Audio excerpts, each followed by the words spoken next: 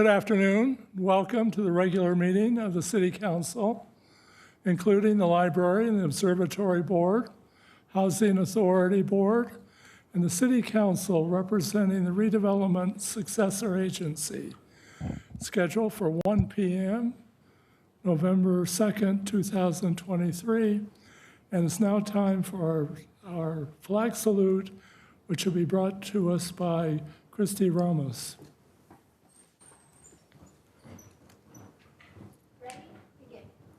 I pledge allegiance to the flag of the United States of America and to the republic for which it stands, one nation, under God, indivisible, with liberty and justice for all. Thank you, Christy.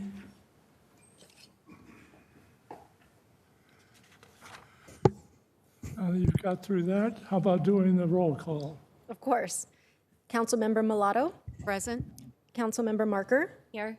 Councilmember Weil? Here. Mayor Pro Tem Downs? I'm here. Mayor Kite? Here, thank you. And now we can move on to non-agenda public comments. And Christy, would you handle the public comments? Yes, so now is the time for anyone to speak on items that are not on the agenda. Our first speaker is Marcia Stein.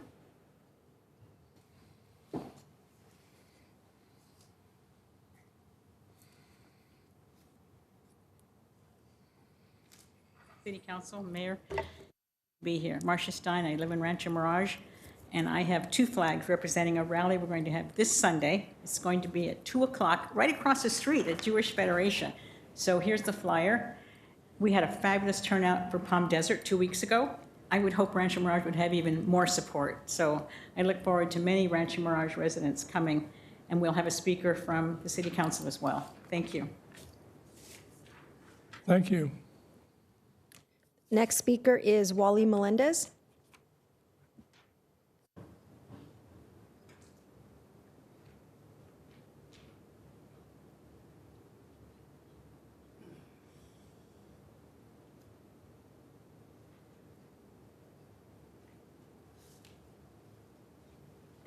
Good afternoon, City Council, Administration, and we, the people. Speaking of carbon monoxide and carbon dioxide, you remember when you were little kids and your parents told you, don't get near that exhaust pipe of that car. It will kill you. And you're a little kid, and once you smell that carbon monoxide coming out of the tailpipe, and you say, you know, that is very well could be true. That stinks. And then you're growing up, and it becomes a habit. It becomes part of you. You never pay attention to that anymore. You just stay away from the tailpipes of cars without even thinking. And then later on you hear the word carbon dioxide. And you go, well, that must be from the car. No, carbon dioxide is what you as a person breathe out. Dioxide, carbon dioxide. And the plants and the trees, they breathe in that carbon dioxide, and that's how they live. And the plants and the trees and other forms of life, even from under the ocean, put out oxygen that we use to live. Otherwise, we couldn't live without oxygen. So this is what I'm getting at. What I'm getting at is that ever since Henry Ford, way back in 1908, started to spit out cars that burn gasoline, well, that's when it all started. Started to build this big blanket around the earth. And that's what's causing the climate change. That's why it's hotter than hell 8 months out of the year around here. So that's why weans, especially the people in government, should push for fuel cell cars, fuel cell electric vehicle cars. Thank you very much. The next speaker is Elliot Blank.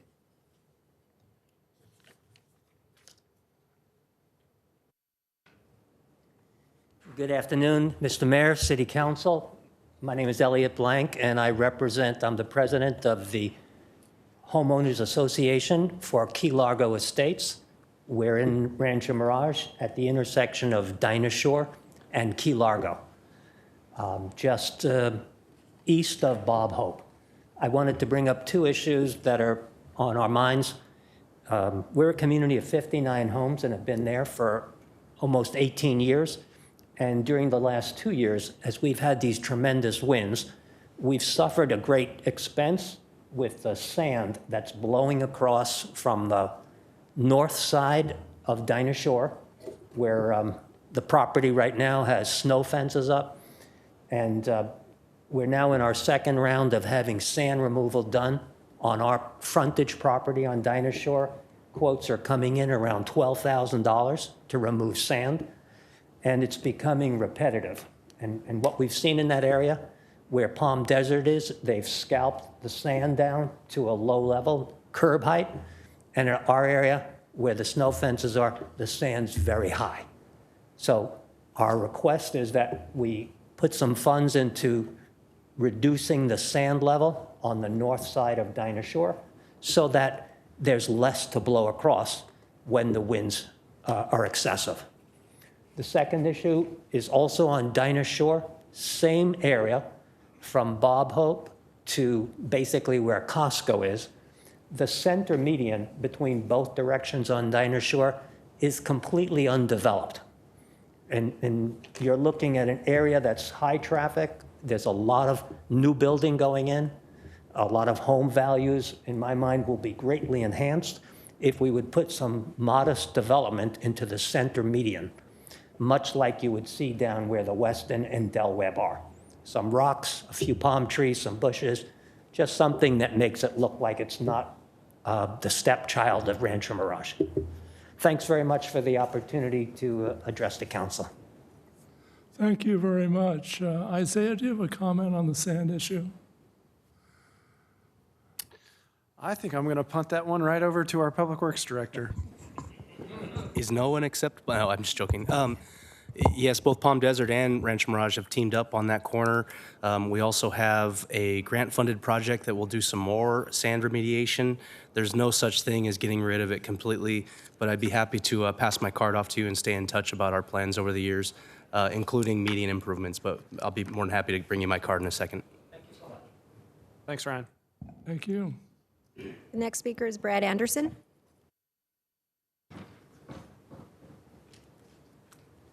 Thank you very much, Brad Anderson. I live in the city, that Key Largo. I mean, it's just a matter of time, right? 2-3 years, it'll be mitigated from development across the street. I wanted to speak on just a couple topics. This morning, I was over at the animal shelter for their commission meeting, but they couldn't conduct the business because they were short one council member or one commissioner, and that's a sad thing. So I just want to bring that attention now. Now that business has to be carried until next year, I believe in February, just because of that.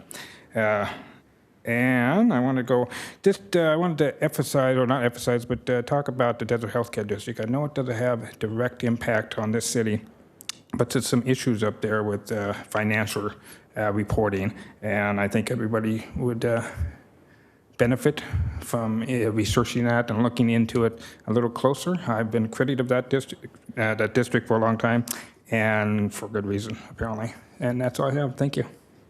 Thank you. That was the last speaker card. Is there anyone else in the audience who did not submit a speaker card but would like to speak during non-agenda public comments?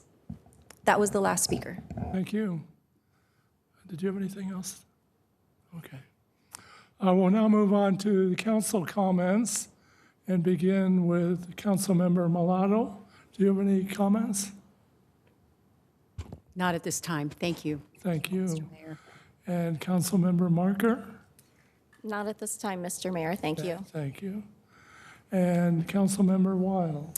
Yes, thank you, Mayor.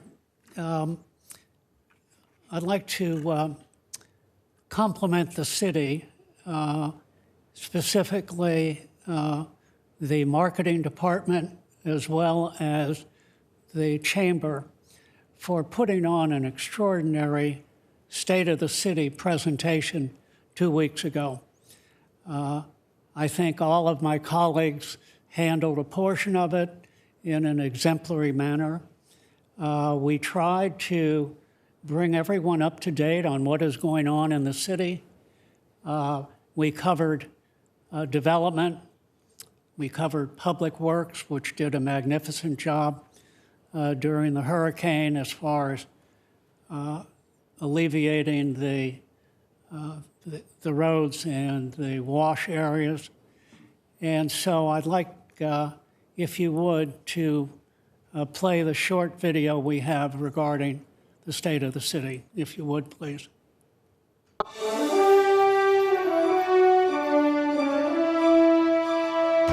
This is truly a celebration by the community for the community.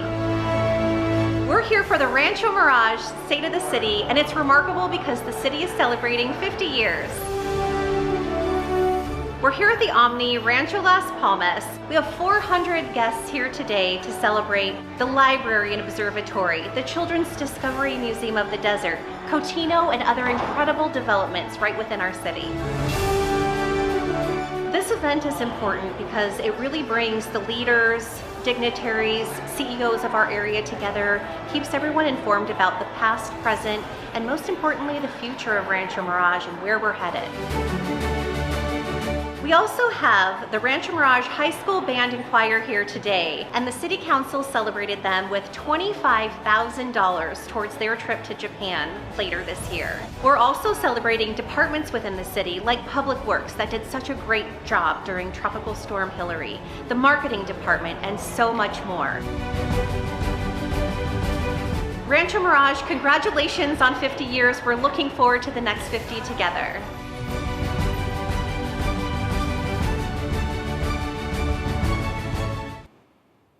And that was just a little tidbit from the event 2 weeks ago.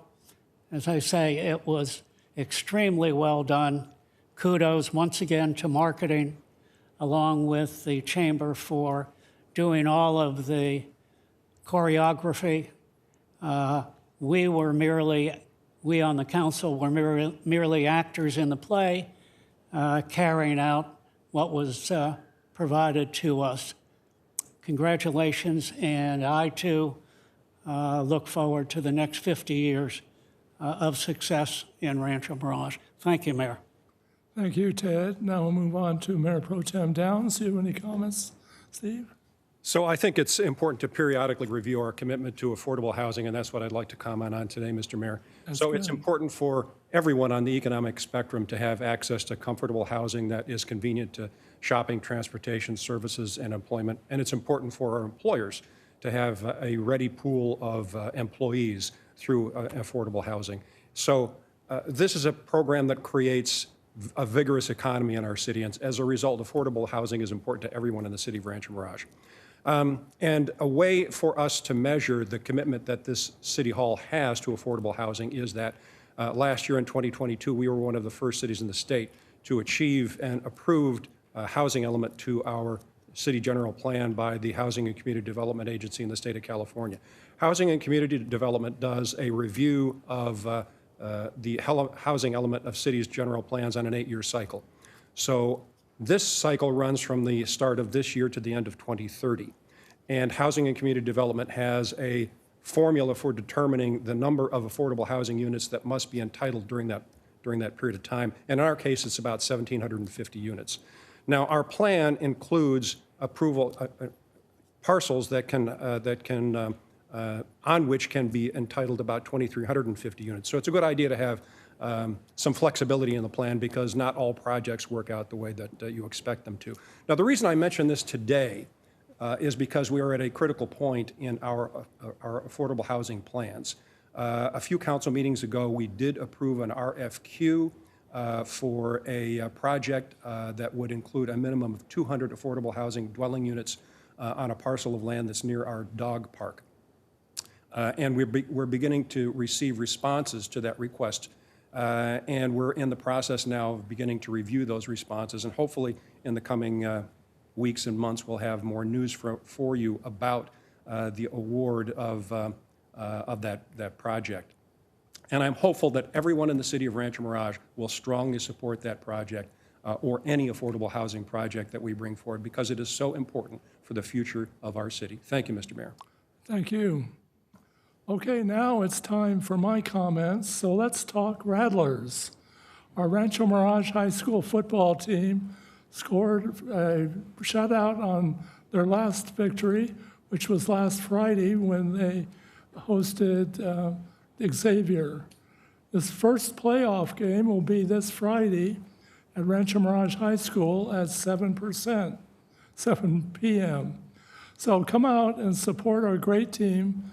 Becky and I will be there to see you, so go Rattlers. Okay, now we'll move on to the city manager comments. None today. Thank you, Mr. Mayor. So I'll go ahead and move on to the consent calendar. So you have 10 items on your consent calendar for consideration. Item number 1 is to waive the full reading of all ordinances introduced or adopted pursuant to this agenda. Item number 2 is to adopt ordinance number 1212, second reading, amending and restating ordinance number 1192, levying special taxes within the city of Rancho Mirage Community Facilities District number 5, section 31, and the improvement areas thereof. Item number 3 is to adopt ordinance number 1213, second reading, pre-zoning approximately 257 acres of section 24, adopting the tribe-approved section 24 specific plan. Item number 4 is to approve the introduction of an ordinance next in order, first reading, repealing and replacing Chapter 9.30, use of library and observatory of Division 3, offenses against public peace of Title 9, public peace, morals, and welfare of the Rancho Mirage Municipal Code regarding the public's use of the Rancho Mirage Library and Observatory. Item number 5 is to approve your October 19th, 2023 regular meeting minutes. Item number 6 is to approve the final acceptance of improvements for track map number 36809-4, Polte del Webb Rancho Mirage. Item number 7 is to receive and file the September 30th, 2023 quarterly treasurer's report. Item number 8 is to approve special assistance funds, SAF awards, to 5 qualified nonprofits for a total of $19,000. Item number 9 are to approve contracts, and 10 are to approve demands. And before we go to council comments or questions, I'll have the city clerk open up public comment on the consent calendar. Thank you. So now's the time for anyone who has comments on any consent calendar items. I do have speaker cards for item number 4 and item number 9 from Brad Anderson.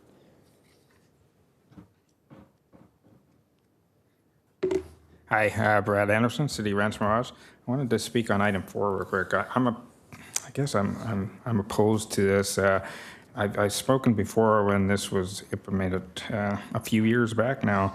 My issues are really the library director has enormous authority, which she should have, but also there's no due process. Just because somebody may have an odor about them, that would be terms for dismissal and then banned from that premise. And that's an issue, I think. So I think that should be a subcommittee or something to look at that, but that's just my suggestion. And I wanted to speak on item 9. That's contracts. And I think item 11 may point to this later on in the agenda and into the meeting. But I'm opposed to 2 items of that contracts. Apparently, you're going to have a city engineer that's going to retire after 30 years or close to, which is remarkable. But I understand we're going to spend roughly $27,000 to recruit somebody else. And what I've seen with the city is they apparently promote within themselves. So I would like to see that avenue taken versus spending $27,000 just to find an employee. And the second item on the contracts is the license plate readers. Apparently, we've got an issue with Flock again, which are going to buy 14 cameras at a cost of $87,000.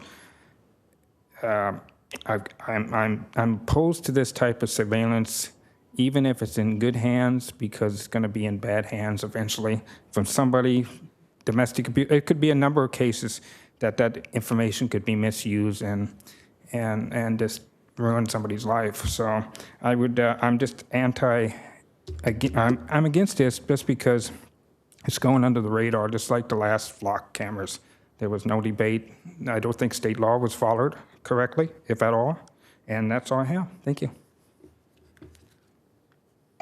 Is there anyone else in the audience who would like to speak? That was the only speaker. Thank you. Steve, we have a couple council members that need to recuse themselves from the consent calendar items. Thank you. Councilmember Marker is going to be recusing herself from item number 3 because her business, Marker Broadcasting, provided advertising marketing services to the tribe within the last 12 months. Councilmember Mulatto will be recusing herself from item number 6 since she lives in the Polte subdivision. 3 and 6. And 3. Oh, that's right, because it's adjacent to the land there. And so because it's on the consent calendar, both of them do not have to leave the council chambers. So the record should reflect that they will not be voting on Councilmember Marker will not be voting on item 3. Councilmember Mulatto will not be voting on item 3 and 6. So Thank you, Steve. if we could just maybe simplify the record keeping here, ask the council to remove item 3 and 6 and then take a motion and a second and a vote on those, and then individually vote on 3 and 6. I'll make the motion, move to approve the consent calendar, absent items number 3 and 6. I'll second that. Please vote. Motion carries 5-0. And now I'll make the motion to approve item number 3. I'll second that. Please vote.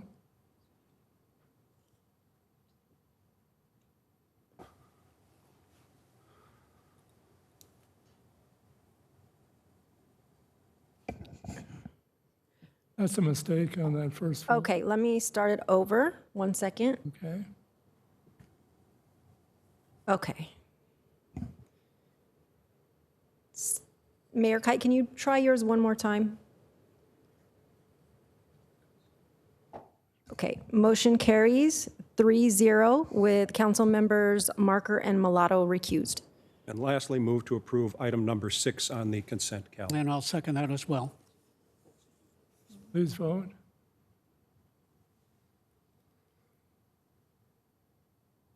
Motion carries 4-0 with council member Mulatto recused. Good job, you all get an A+. Okay, we'll now move on to the next item, which are reports and information items from the city manager. Thank you, Mr. Mayor. So we will take item number 11 under reports and informational items. So our public safety update by Lieutenant Rick Espinoza from the Riverside County Sheriff's Department. Lieutenant, thanks for being here today.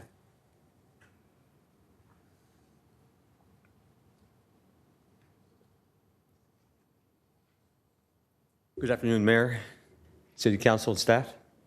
So if I can get my PowerPoint up here, I brought the PowerPoint to show you some numbers here that we have. So these numbers are year-to-date, September 30th. It was 14,344 total file numbers drawn.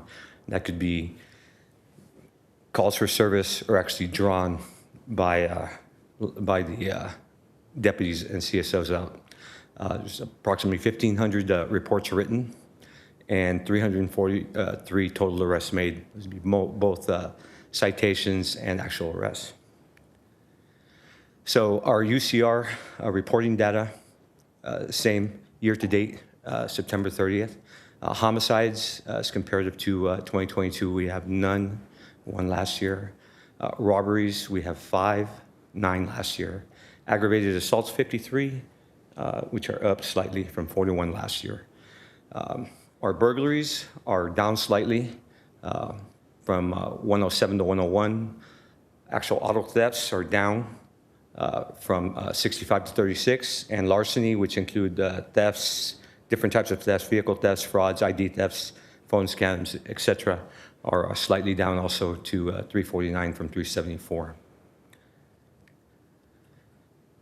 So an update on operations that we have out, and these are reference our OTS grant, Office of Traffic Safety, which was completed for the last fiscal year. We had 1 DUI checkpoint. We had 23 DUI saturation patrols, 2 distracted drivers operations, and 7 street racing operations conducted. I'm happy to report that we have received monies for this next fiscal year. OTS gave us $102,000 to continue with these operations. So we're going to up that DUI checkpoint from 1 to a 2. That's the plan for this next fiscal year. So our traffic team's got quite a project ahead. Our SET team, as you can see with these statistics, again, these are year to date to September 30th. 66 traffic stops conducted, 295 pedestrian checks, 123 arrests, 84 of which were felonies, and then 116 search warrants written, which is quite a bit in that time. Wanted to discuss, highlight some notable cases and showcase, if you will, the use of technologies that have been provided by all of you. Thank you. These have been game changers, and I'll refer to the ALPRs, the cameras. So in July of 2023, our patrol deputies responded to a residence in Rancho Mirage, a residential burglary. During that burglary, latent prints were recovered, and a suspect was identified after a review. So our SET team, once they had a name, had a vehicle associated to this person that was identified, and using the ALPR cameras, were able to locate that person and take him into custody immediately. Now, during that contact, which was made in a neighboring city, additional items were located, one of which was a laptop. That laptop was connected to a separate case, also a crime committed in Rancho Mirage, and it was in reference to a vehicle burglary off of Sunny Lane. So the ALPR cameras were very important in this case, and helped us close 2 cases when we were just after 1. So in July of 2023, we had a commercial burglary that occurred here in the city. We responded, conducted our investigation, and from video surveillance in the parking lot, we were able to get a vehicle description. With that information, we were able to input it into our ALPR camera system and get a license plate and identify that vehicle and the suspect. Again, game changer.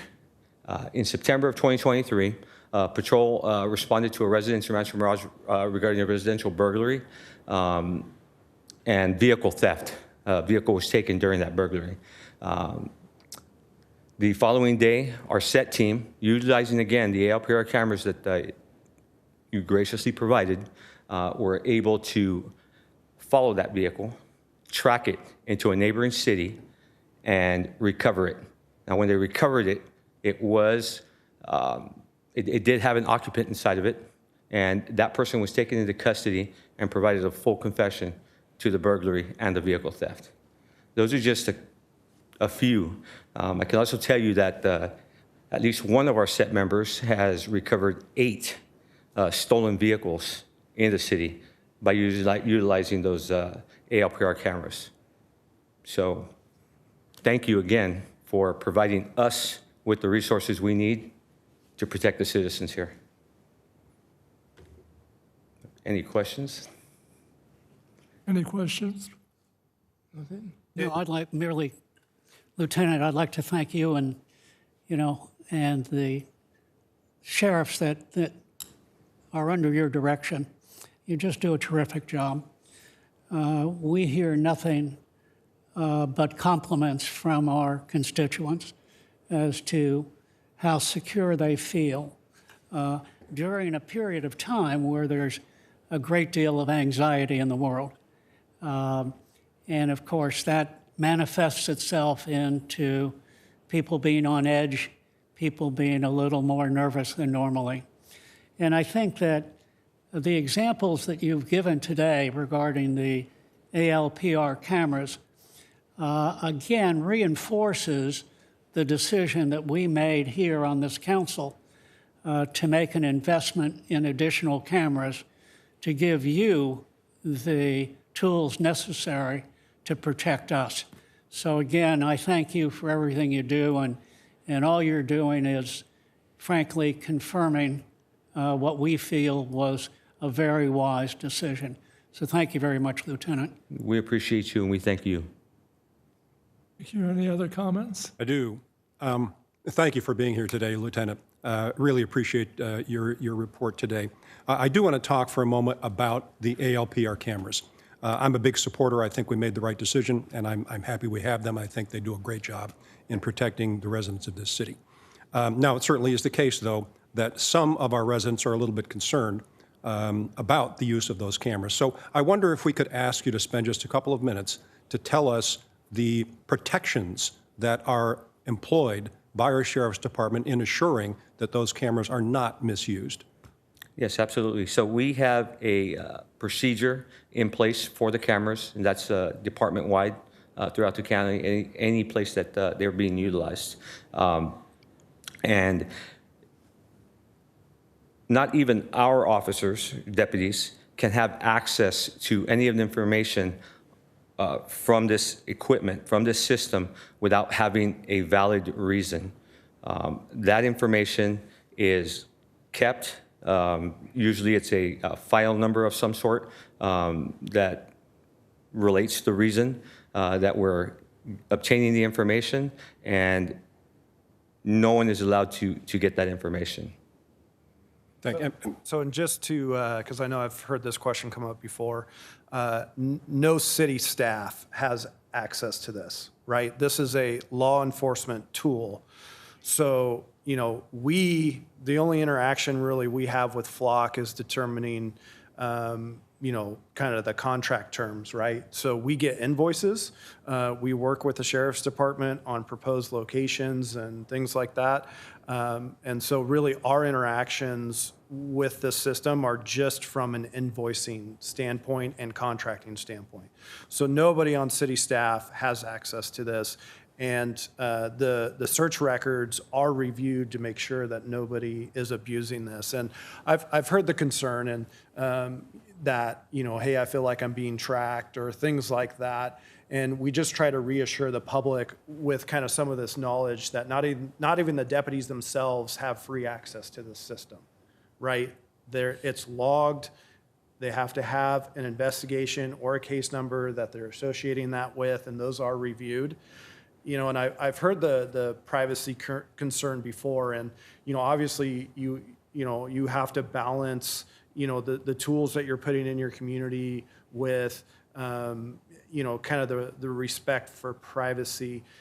Given the short duration that considering the span of the city, the short duration that this technology has been available, the three examples you heard today, we could come here with 100 of those. And I know, Mayor Pro Tem, you spoke probably over the summer, and you had a very long list of examples yourself that we reviewed here in a council meeting. This, it's no secret that Rancho Mirage and communities like ours struggle with property crime, right? People come here to take things that aren't theirs. And so I had the opportunity to present this with the lieutenant at a HOA meeting recently. And, one of the most difficult phone calls we often get is after somebody in our community has been victimized. And their number one question, they ask it every time they are victimized, what are you doing about it?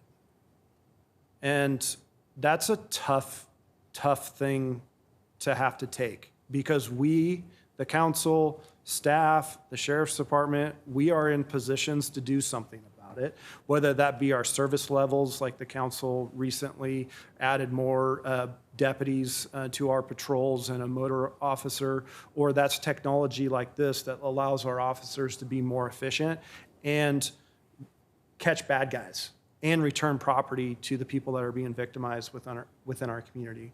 Without this technology, you wouldn't see things like this happening. It would be the business as usual, hey, sorry, maybe get an alarm system, and that would be the response. So I think the council's been very proactive in this area, and I think when you really look at the data, you see what this system is doing. And I know that the people that are having their property returned and we're catching bad guys, that means they don't get to do it again. And that is a real result. And when we are asked that question, I am happy to talk about this system, because it is delivering the results that our community expects. Nobody expects us to sit up here and do nothing about, stolen vehicles and burglaries and the thefts that are happening. So I appreciate the question about, privacy, but if anyone's concerned about being tracked, this device right here that we all carry on us 24/7, this device is tracking you. Every movement you do, it's listening to your conversations. You could have a conversation about something, and before you know it, that pops up on your news feed for you to buy. So I appreciate the concerns for privacy, but this system is an effective law enforcement tool, and the data proves it. And there are safeguards in place, but I think the balance here, when you look at what the system's doing, the council was right in their decision. And the contract that was on our agenda earlier, all those cameras will be on traffic signal poles. Last question from me, Lieutenant. So we've heard your report today about some examples of the use of the cameras in catching some bad guys, and thank you for that. So I guess what I'd like to hear you comment on is, with respect to the improvement in your ability to keep us safe as a result of the fact that we have authorized these cameras to be placed around the city. Is it the case that you're able to, your ability to keep us safe has increased this much or this much? Tell us a little bit about that. I will give you an example, sir. We had a neighboring city that had a crime committed, and there were weapons involved, guns, handguns that were involved. There was a vehicle associated with that crime, and it was that vehicle plate was uploaded into the ALPR system. We got a hit in our area, in your city, and we were able to make a traffic stop on that vehicle based on the information we received and based on that hit, and we were able to detain the people in the vehicle, and lo and behold, we found handguns inside the vehicle. So I would, if you're asking me from here to here, it's up here. I appreciate that. Thank you. Thank you, Lieutenant. If I may. Lieutenant Espinosa, I attended that HOA meeting with the city manager and your presentation. I want to thank you for the time that you and your team had taken to explain to the residents the benefits of this program. And what it did, it eliminated whatever concerns might have been out there, misperceptions about this program, and instead gave another layer of security and a tremendous rise in confidence in the job that you and your team do on a day-to-day basis. And I appreciate all that you do. Thank you. Thank you very much. Thank you. You do a great job, and we're glad you're out there protecting all of us. I can't stress enough and thank you enough for everything that you do for us to help keep everyone safe. We appreciate you. Okay, thank you. Thank you. Any other comments? We'll go ahead, since this appears on the agenda, we can have the city clerk open up public comment if anyone wants to speak. Thank you. I did not receive any speaker cards. Is there anyone in the audience who would like to speak on this topic? I have to. Okay. Hello again, Brad Anderson, City of Rancho Mirage. I appreciate the Sheriff's Department. I'm not anti-law enforcement, believe me, I'm not. This is just, it has so many issues of transparency that's not granted. The only way to make this okay by me is to allow everybody to see the information that's only a few people are able to see. And again, we can't stop technology, but we can improve the outcome of it. And I would urge this council to consider an oversight board made up of the community members to review these things as they come up, or any potential violations of that system. That's my only conclusion, besides not putting them on every public street and every intersection. Again, it's just, I've had issues with my neighbors looking in my backyard for years with their cameras. I'm assuming they're looking. And so I'm kind of, I guess I'm paranoid, a bias concerning looking into private property or looking. Again, there's issues to this. I don't think the city followed it correctly. It doesn't really matter, I guess. But I think anyway, I'm opposed to this as long as it's just so invasive. It's just so invasive, and there was no protocol for it. There's no. It'll go through the process of getting approval by the residents of the city and like I said, due process of what they find and how they use it. Again, it was brought up as finding stolen vehicles and Amber Alerts and senior alerts.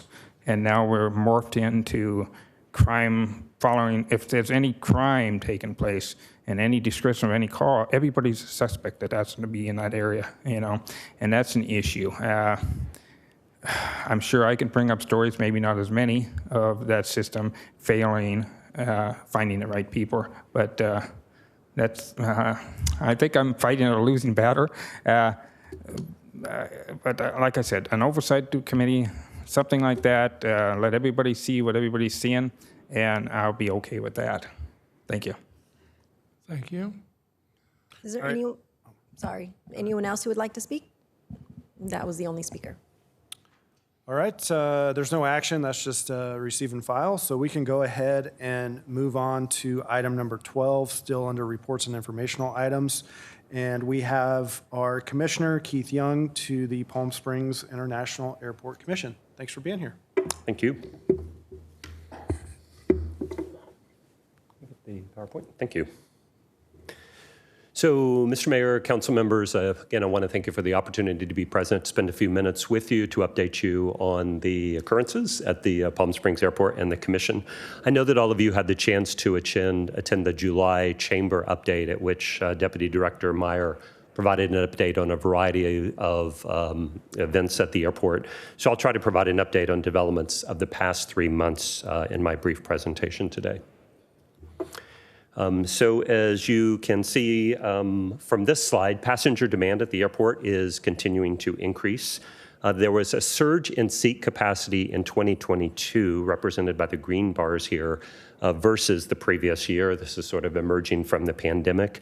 And between November of 22 and 23, it's roughly unchanged versus last year. There's a slight decline for December of this year versus last.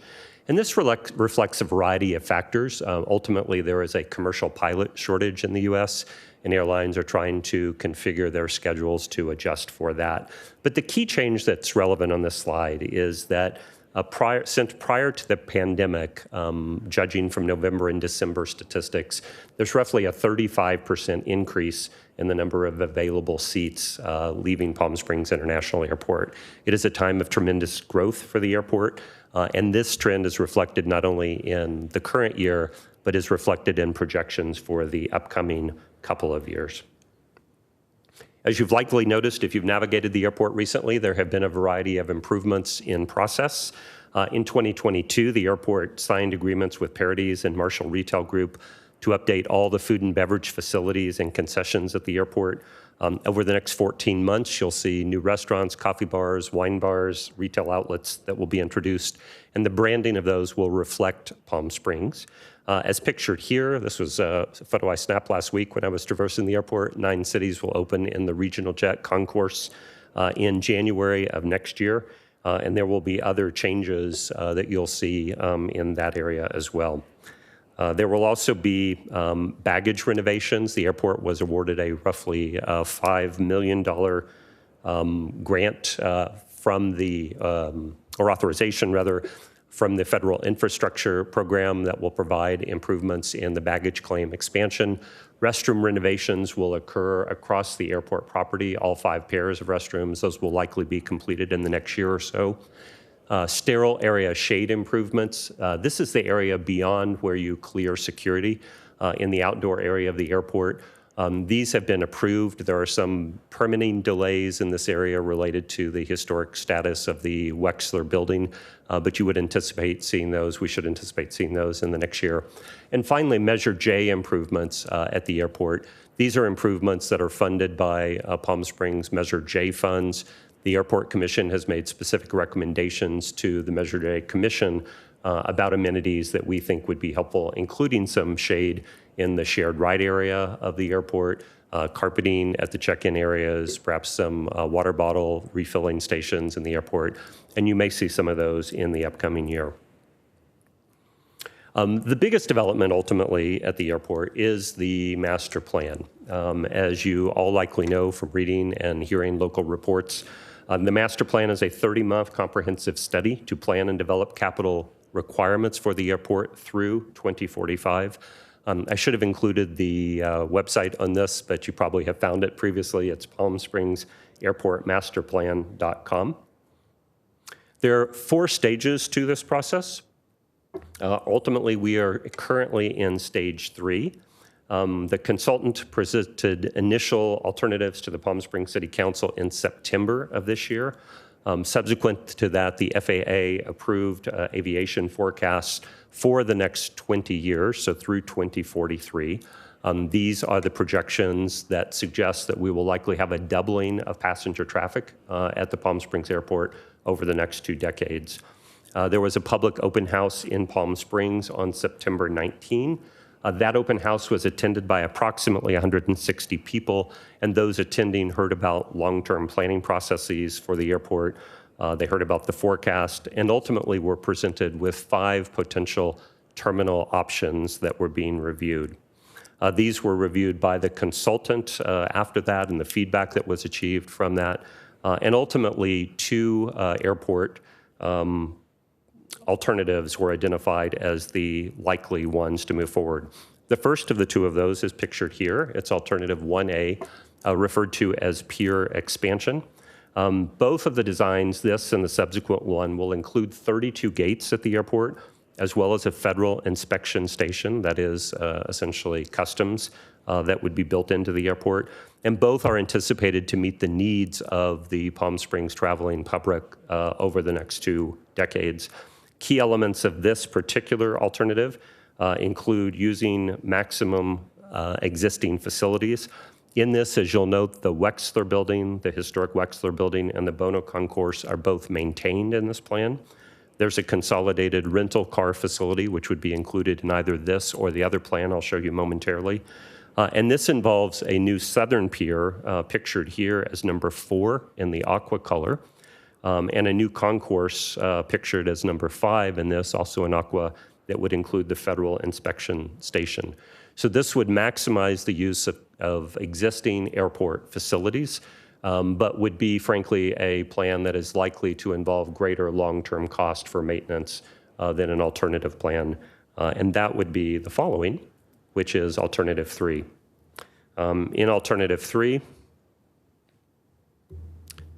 there would be essentially facilities would be moved to the south. So here, pictured in purple, number 2, that would essentially be the new terminal, and it would roughly parallel Ramon Road. There would be 3 piers extending from that terminal, shown here as 3, 4, and 5 in aqua. The current Bono terminal and the regional jet terminal would not be used in this new plan. So essentially this is a new build, and those would no longer be part of the surviving facility. The Wexler building would be maintained, but would be non-active as a terminal site. So the building would be maintained, but used for something other than active passenger traffic. There would also be a consolidated rental car facility in this. The process from this point forward, and I will conclude with this, is essentially the airport staff and consultants have or will meet with airlines, the TSA, car rental companies, to get their further input to refine these 2 alternative plans, 1A and 3. Next month, the airport staff, in conjunction with the master plan working group, will present those findings to the full airport commission. So that will be the first time that I hear the full details of these refined plans following those stakeholder inputs. After review and refinement, it's currently anticipated that a preferred design recommendation will be forwarded by the Airport Commission to the Palm Springs City Council. That is likely to occur in December of this year, although that could be modified. And then ultimately, although I obviously won't predict the process for the City Council of Palm Springs, it is anticipated that they would review that probably early in the new year. So that's a very brief summary of the occurrences and developments at the Palm Springs Airport over the last several months. I would certainly welcome any questions or comments you have. Certainly if there's feedback you wish for me to take to the Airport Commission related to these plans or otherwise, would welcome that now, or outside of this time, if you'd like to email or call me, I'd be happy to entertain any input you have, but certainly would welcome any questions if you have any. Thank you very much for being here today. Could you briefly discuss the current parking situation at the library? Yeah. So parking, as we've all encountered, varies based on, frankly, time of day and particularly time of year. During season, the parking in the main lots at the airport often is full, and there is an overflow parking area, as you likely know. There's awareness that certainly given increased demands, that there will need to be increased permanent parking. And that is certainly part of all these longer term plans. But presently, when overflow parking is required, the parking contractor, ABM, I believe it is, runs a shuttle bus to those effectively satellite parking areas. But there's certainly an awareness that at peak times of year and with peak travel that there are parking needs that exceed standard parking capacity. Thank you. Certainly. Thank you for being here today. Is there a plan to increase staffing with AVM, with your shuttle back and forth, and as the season progresses? Yeah, I don't know the answer to that. I mean, obviously that's an operational detail, and I don't think I have heard that discussed. But Councilman will certainly pass along the very understandable concern. Just a personal incident I had 2 weeks ago when I found myself in overflow parking and there was no one there, and I had been searching for a spot for about an hour trying to find parking, and I was under the delusion that I could sprint.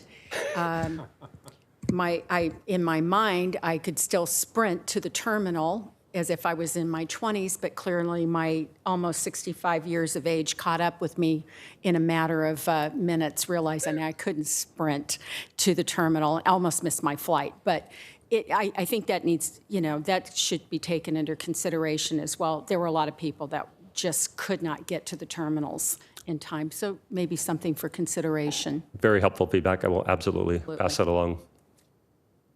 Keith, thanks for being here today. So how far along is the airport in the design process? We see the general layout, but as far as the look, the feel of the buildings, I think we'd all agree that our local airport here is one of the coolest airports in the country. And be great if we can find a way to maintain that ambiance as the airport grows. So where are you in the process of determining what the design features are going to look like?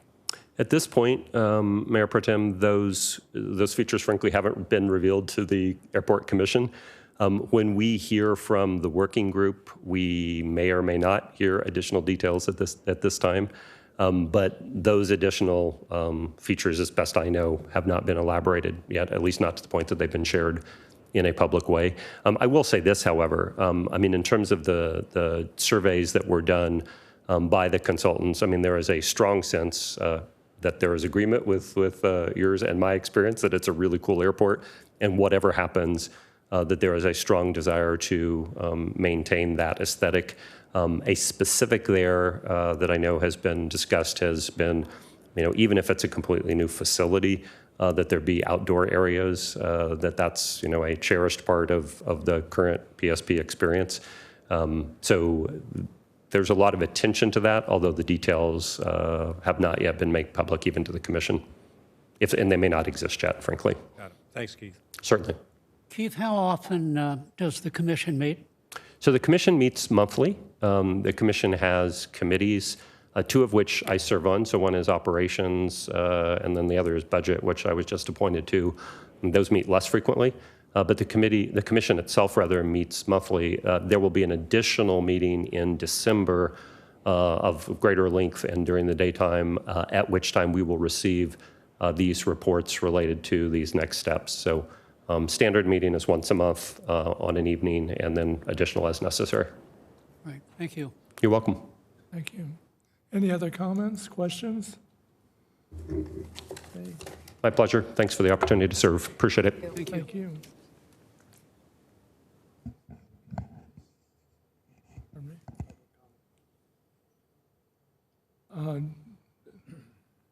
Public comments. Is there anyone in the audience who would like to speak on this matter? There are no speakers. Okay, thank you. Now we can move on to item number 13, which is a review of CAL FIRE service levels. And Isaiah, would you like to cover the staff report on this? I actually would not, Mr. Mayor, so I'll turn it over to Talon. Thank you. We'll get that PowerPoint pulled up. All right, good afternoon, Mayor and council members. City staff's here to present a topic for your recommendation, which will revolve around the discussion of fire service and delivery. So the purpose today is to propose an interim solution following a comprehensive evaluation of our fire department's capabilities in response to the community's growing needs and increased demands. Additionally, to address the growing strain on our current infrastructure nearing capacity and to explore viable solutions that guarantee the continued delivery of Rancho Mirage's rapid response services, both in short-term and long-term sustainability. The Rancho Mirage Fire Department operates from two essential fire stations, namely Station 50 in the south and Station 69 in the central region. According to the 2022 Fire Department statistics, there were 5,705 incidents within the city of Rancho Mirage, a 15% increase over 2021. Shown here is Fire Station 50, which is located off Highway 111 and currently houses 10 personnel, 1 fire engine, and 1 paramedic ambulance. This is Fire Station 69, which is more centrally located within Rancho Mirage, but is currently known as the North Station, located off Gerald Ford Drive. It currently houses 10 personnel, 1 fire engine, and 1 paramedic ambulance. Approximately 43% of the time, there are 2 or more calls for service simultaneously within the city. Therefore, reliance on other jurisdiction medic units is increased, which increases response times and adds stressors to the response system. Recognized areas for improvement are current services and future capacity. North Rancho Mirage is experiencing growth with the recent developments in Del Webb and recent specific plan amendments, which will open up areas for future development. Following Cotino, there will only be minor infill development remaining. Fire services are currently strained and need to prepare for future growth and development by enhancing their capacity to respond effectively. Another issue is skilled nursing, assisted living, and memory care facilities have continued to plague the fire department response capabilities. Over several years, the fire department has attempted to educate staff at these facilities about when and when not to call 911 for service. After many attempts over several years, the turnover rate at these facilities is high, and they continue to call the fire department for routine transport therefore tying up paramedic units that could be available for emergency responses. This image highlights areas with varying concentrations of emergency responses, ranging from isolated incidents represented by shades of bluish gray to densely clustered occurrences indicated in yellow, numbering over 1,000. The yellow areas highlight where the assisted living and memory care facilities are located. A fire department resource, first unit arrival should arrive to emergency within 4 minutes of going en route to the emergency 90% of the time. Currently, the city's 4-minute response times are probably closer to 65% range, which is below the 90% goal. As we project into the future with developments in the northern section of the city, the trend will persist. So recommended solution. So city staff recommend an interim ambulance out of Station 35 located in Thousand Palms and work to build a new third fire station in the northern part of the city. A new third fire station will provide evenly distributed coverage across our fire stations, making it easier to maintain the 4-minute response times throughout the city. The proposed new third fire station would also allow our fire services room to expand, accommodating the addition of the new fire engines and staffing as they become necessary.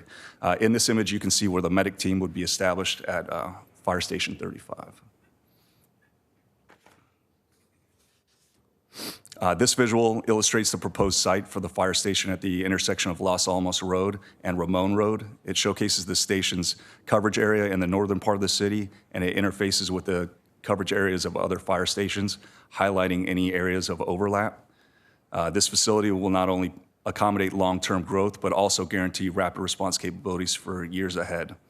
And then after the completion of the fire station, the city would relocate the medic team from Fire Station 35 to integrate them into the new facility.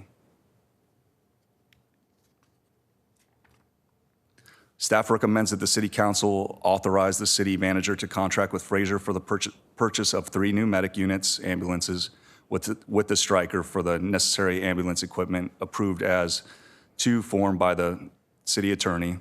Authorize the city manager to bring back a contract amendment with CAL FIRE/Riverside County Fire Department to add the personnel for 3rd Medic Unit to operate out of County Fire Station 35 for City Council approval, and authorize the city manager to start the planning process on a new 3rd fire station to be located in the northern section of the city.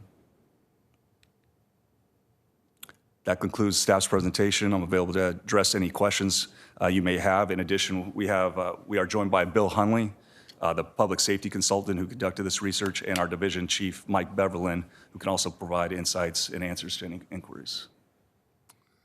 Thank you. Thank you very much.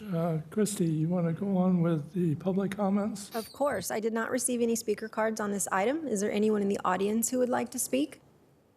No speakers. Okay, thank you. Any council comments, questions? Good presentation, Talon. Not bad for a ex-Marine career guy. Handled it well, my friend. Thank you. Thank you. This is a critical period in our history. We have such growth being projected between Catino, the conclusion of the last homes at Del Webb, the annexation of Section 24. There is a lot going on, and obviously the need is going to be exponentially increased.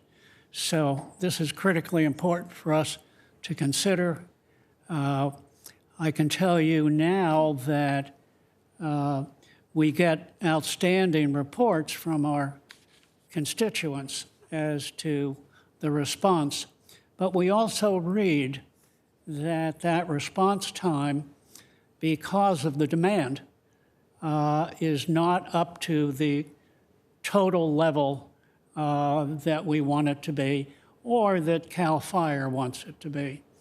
So I think that there is indeed a demonstrated necessity for us to consider expanding the opportunity for CAL FIRE and ourselves to better serve our residents.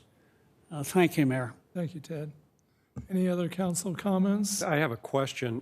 Question is, has staff done any work, or has CAL FIRE done any projections as to, all we're talking about today is beginning a study to get this accomplished. So obviously, this is going to take quite some time before a new fire station is eventually built. Is there any expectation, or does CAL FIRE have any expectation as to when it's going to be critically important to eventually have this fire station in operation? What's the time frame in which we need to operate to make you satisfied? Good afternoon. So I don't think that we necessarily have a timeline when something must be completed. I think the first step is that we all recognize that there's a need and that we work together to facilitate the best way that we can deal with it. I think based on my general knowledge of how things work in the desert, working with Palm Desert to add a fire station right now, looks like it's somewhere between 3 and 5 years to get that done, generally speaking. And I think an intermediate step, which collaboratively we've worked on to have a unit in one of our fire stations on the county side and share that resource so that the response times are met and we continue to provide the service that Rancho Mirage citizens expect. And then once the station is completed, we would move those resources into the Rancho Mirage 3rd Fire Station, and it would even be better response times. Okay. But it's certainly the case that we're not likely to achieve the response times that you'd be satisfied with or we'd be satisfied with until we ultimately have that 3rd fire station built. Yeah, I think we would be close, but ultimately that a little bit of additional drive time from Thousand Palms probably makes it to where we're just on the fringe. It's hard to say because our system operates with the closest available resource that works off of navigation. So our dispatchers can see where everybody's at. The computer will spit out the most closest appropriate resource to respond to those emergencies. So it's hard to look at the data until we actually see it. But my guess is that we would be on the fringe of the 4-minute response time. But once the station is open, we should be able to get back to where we were a few years ago before COVID. Got it. Okay, thank you. Thank you. If I can add something, Mr. Mayor.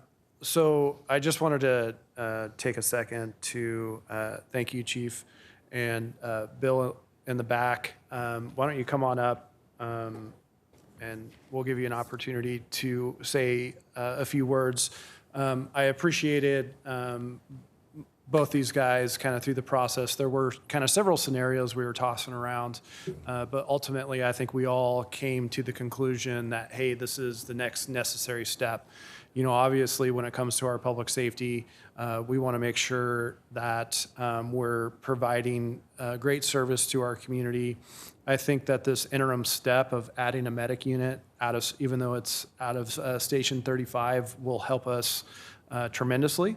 And as the chief mentioned, there is, you know, when you take the Cove communities, right, it's very common to see a Palm Desert unit responding into Rancho Mirage or a Rancho Mirage unit responding into Palm Desert, Indian Wells, right? We're all in it together, and our fire stations and the service is actually planned that way. Right? So, you know, there's a few things that are going on right now within the Cove communities. We're not the only city that's growing, right? Palm Desert is adding a significant amount of homes in the northern end of their city.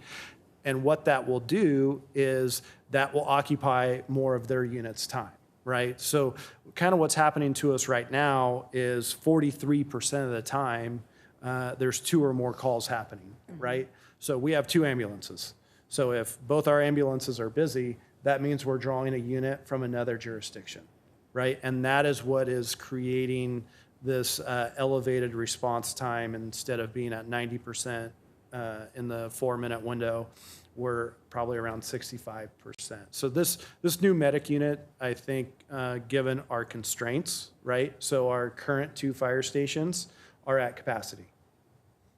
So kind of the decision point that we all looked at when it came to, kind of what do we do, there was an alternative being discussed at one time of essentially a massive remodel to Station 69 on Gerald Ford. The problem that we all kind of ran into with that is, as we all know with remodels, sometimes you wish you just would have tore it down and started over. We would have spent a lot of money, and it kind of would have been a Band-Aid approach, right? Because if we modified 69 to add this additional unit, you would be spending significant money on that remodel. You would have to displace our current service and the current people in the building. And then, it would only be a few years before a new piece of equipment in the form of a fire engine would be needed.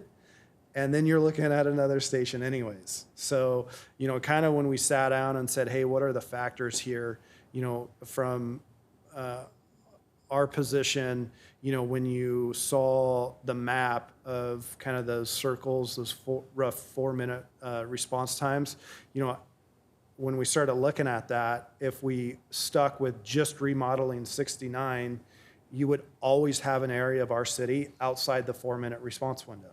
We would always be chasing this issue. Versus when you saw the third fire station up there, that covered the north end of the city. And what that means is 69 doesn't have to go north, right? 69 can stay in the middle. And as Cotino continues to develop, that will draw more resources from 69. And so we all felt like working towards that third fire station, we were there, right? So there's going to be some additional costs, obviously, with a third fire station. You got to build it, number one. So thankfully, there's the city has been planning for a third fire station for many years. And this stems back to when Bill was here. And so we've been collecting a development impact fee from development that will help cover a percentage of that cost. But then there's going to be some additional operational costs once that station is activated, in the form of likely needing an engine, a fire engine. And so typically you don't have a station that only has an ambulance because of the way that the service works. And somebody smarter than me can talk about that component of it, but there's going to be a phase-in process. And obviously the primary funding that we have for our fire services is CFD number 1.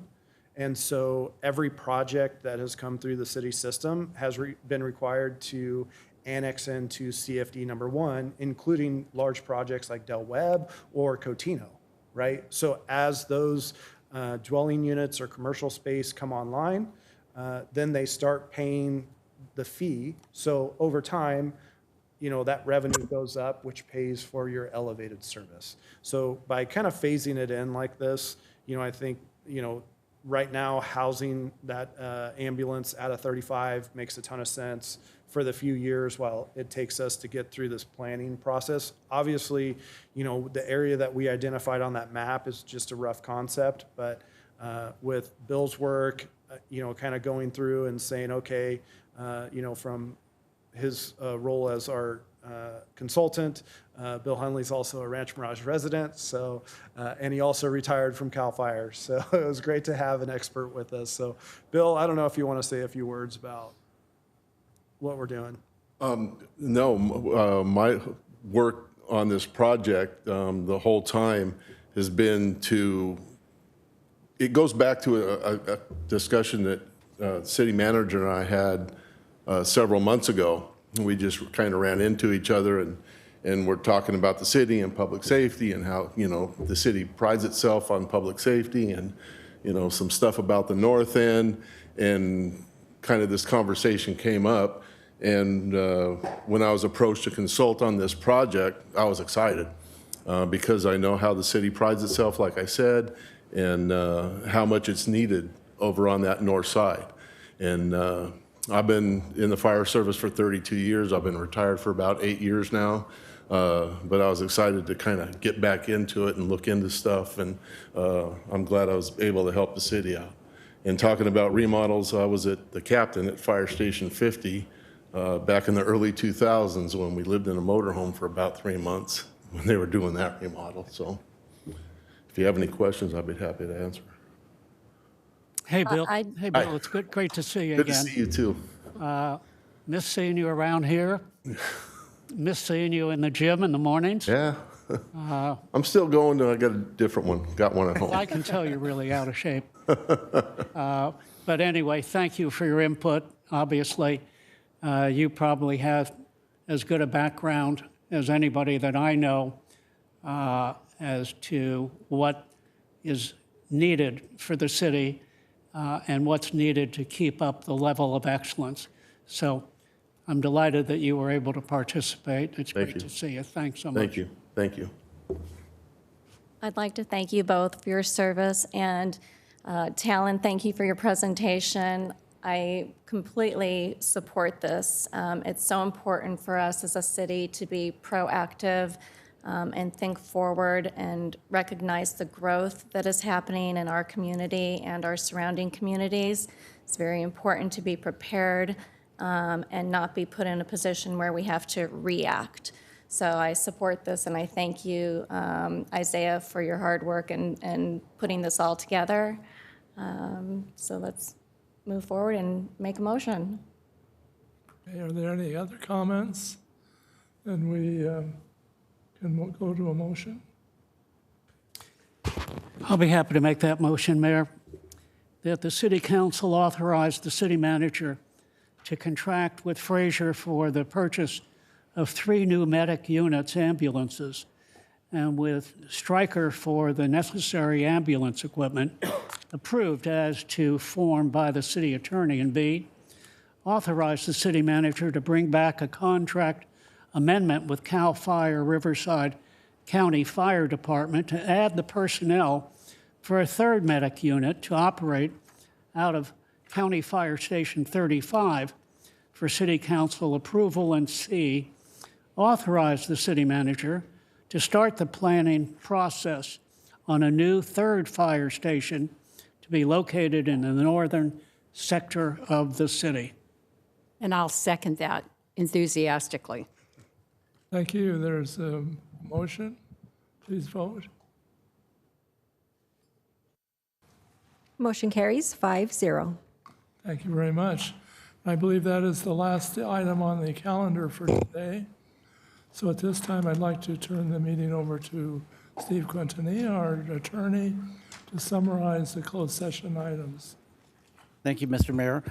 Real quickly, I just served more than 2 weeks on a murder trial as a juror, and this is how we found out when the murderer was lying about his whereabouts instead of the flock camera. So I thought that was interesting. So the council is now going to recess into closed session pursuant to Government Code Section 54956.9D1 regarding the following pending litigation matters: vacation rental owners and neighbors of Rancho Mirage et al. Versus City of Rancho Mirage et al. And Juarez versus City of Rancho Mirage et al. So those are the only 2 items we have on today's closed session calendar. Thank you, Steve. We'll now recess. Mr. Mayor, I'm sorry, before we adjourn to closed session, Brad Anderson would like to make a public comment. Thank you. Brad Anderson, City Rancho Mirage. I wanted to speak on the 2 items that the city attorney brought up for closed session. I went in to look up those cases, and I was unable to find them. And that probably isn't uncommon because I don't do it all the time. But I thought that was interesting. And I guess with the prior closed session topics just disappearing off the agenda, there's really no transparency of what's going on in these cases. And that's a very concerning matter to me, knowing how the city has acted before with myself and my property.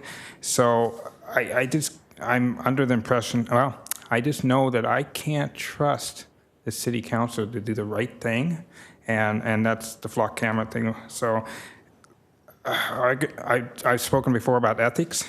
I think I'm wasting my time, but let's be more transparent with what the city is doing, and maybe that's the start, and that's all I have. Thank you. Thank you for your comment. Anyone else? All right. Okay, we're going to recess to closed session.